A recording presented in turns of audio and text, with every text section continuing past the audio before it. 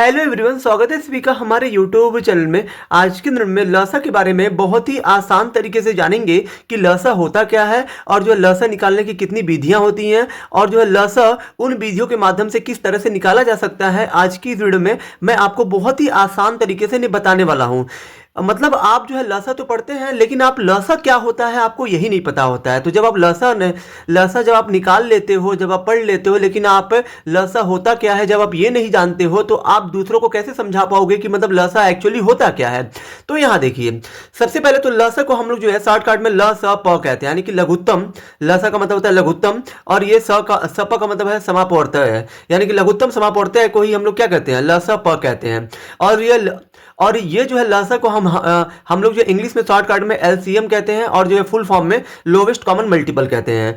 तो यहाँ देखिए लसा होता क्या, पहले मैं आपको ये जो समझा देता हूँ लसा की परिभाषा। यहाँ देखिए, दो या दो से अधिक संख्याओं का वह सबसे छोटा समान गुणज जो सभी संख्याओं से पूरा पूरा विभाजित हो जाए उसे लघुत्तम समापवर्तक लसा कहते हैं। यानी कि लसा ज्ञात करने के लिए कम से कम आपको जो दो संख्याएं दी हुई होनी चाहिए, दो या दो से अधिक हो। दो या दो से अधिक संख्याओं का वह सबसे छोटा समान गुणज जो सभी संख्याओं से पूरा पूरा विभाजित हो जाए उसे लघुत्तम समापवर्तक कहते हैं। जैसे कि मान लीजिए, अगर मैं यहाँ पे उदाहरण लूँ, जैसे कि मान लीजिए मैंने ले लिया 4 और ये मैंने एक जो संख्या ले लिया, 4 और एक संख्या मैंने ले लिया 16। अब मैं कहूँ 4 और जो 16 का लसा क्या होगा, तो यहाँ पे देखिए परिभाषा के अनुसार अगर आप देखोगे तो दो या दो से अधिक संख्या है, तो फिर यहाँ पे दो संख्याएं हैं, संख्याओं का वह सबसे छोटा समान गुणज, यानी कि 4 और 16 का सबसे छोटा समान गुणज कौन होगा। यानी कि यहाँ पे आपको इन दोनों के लिए सिर्फ एक संख्या ऐसी लेनी है जो इन दोनों से क्या हो जाए, विभाजित हो जाए। तो 4 और जो 16 से ऐसी कौन सी संख्या है जो मतलब इन दोनों से क्या हो जाएगी, विभाजित हो जाएगी, तो वो आपका 16 होगा। यानी कि अगर आप 4 से 16 में भाग दोगे तभी भी जाएगा, अगर आप 16 से 16 में भाग दोगे तभी भी जाएगा। तो वही है, दो या दो से अधिक संख्याओं का वह सबसे छोटा समान गुणज जो सभी संख्याओं से पूरा पूरा विभाजित हो जाए उसे लघुत्तम समापवर्तक कहते हैं। तो यहाँ पे 4 और 16 का 4 और जो 16 के लिए सबसे छोटी संख्या हमें जो क्या मिल पा रही है, हमें जो मिल पा रही है 16। 16 से छोटा ऐसा कोई संख्या है ही नहीं कि जो 4 और जो 16 से कट जाए। इसलिए 4 और जो 16 का सबसे छोटा गुणज इन दोनों का 16 होगा। 16 ही वह संख्या होगी जो 4 और 16 इन दोनों से पूरी पूरी विभाजित हो जाएगी। जब ये 4 और 16 इन दोनों से जब ये पूरी पूरी विभाजित हो रही है तो यही आपका एलसीएम, यानी कि हिंदी में यही आपका लसा हुआ। ठीक है, तो यहाँ पे ये होता है। अब देखिए, लसा निकालने के लिए लसा ज्ञात करने की दो विधियां होती हैं। ठीक है, पहला आपका है गुणनखंड विधि और दूसरा आपका है भाग विधि। गुणनखंड विधि को हम लोग इंग्लिश में फैक्टराइजेशन मेथड कहते हैं और जो भाग विधि को हम लोग इंग्लिश में डिवीजन मेथड कहते हैं। ठीक है, अब यहां देखिए, सबसे पहले तो मैंने यहाँ पे 3 संख्याएं ली हैं, 28, 56 और 112। 28, 56, 112।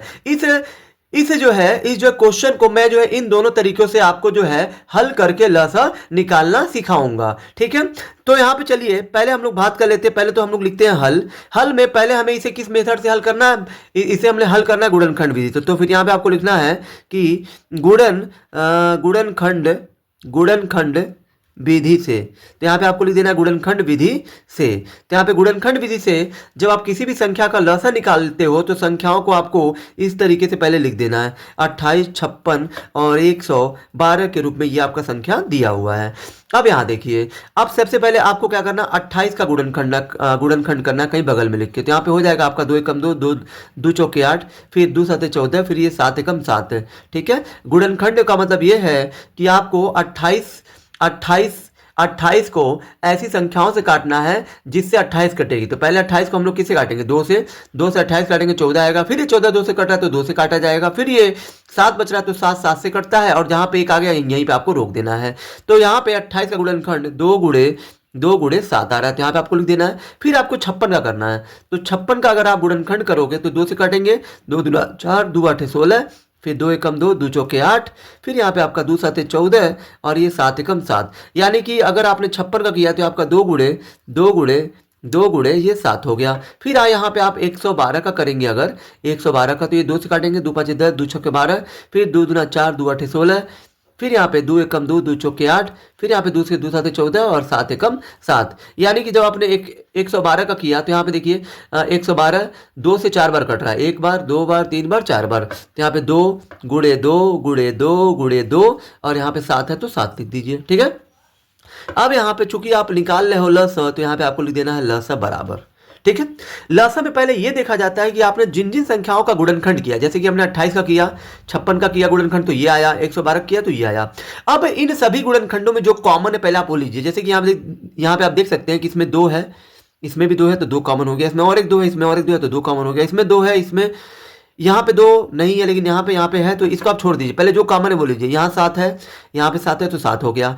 यानी कि इन तीनों में 2 बार कॉमन है और 7 एक बार कॉमन है। अब जब इन तीनों के अलावा और कुछ कॉमन दिख रहा है तो आपको जो नहीं दिख रहा होगा। जब तीनों में कॉमन ले लिया जाता है तो फिर आपको 2 में चेक करना है कि किन्हीं दो में कुछ कॉमन है कि नहीं है। तो आप देख सकते हैं कि 2 यहाँ पे भी है तो यहाँ पे ये 2 इससे जो कॉमन आप कर सकते हैं। ठीक है, लसा में पहले 3 संख्याएं दी हैं तो तीनों के गुणनखंडों में जो कॉमन है वो लीजिए, फिर तीनों में जो कॉमन है तो वो तो आपने ले ही लिया, फिर 2 में भी देखा जाता है कि 2 में क्या कॉमन है, तो इन दोनों में यहाँ पे और ये इसके में 2 कॉमन है तो इसको भी आप ले लीजिए। अब जो कॉमन लिया है उसको आप गुणा के रूप में यहाँ पे आपको लिख देना है। 2 कॉमन है तो 2 लिखिए, फिर ये 2 है तो इसमें से तीनों में से एक लेना है आपको, जो कॉमन होता है उनमें से जो एक लिया जाता है। 2 है तो 1 2 लिया जाएगा, फिर ये 7 7 7 है तो 1 7।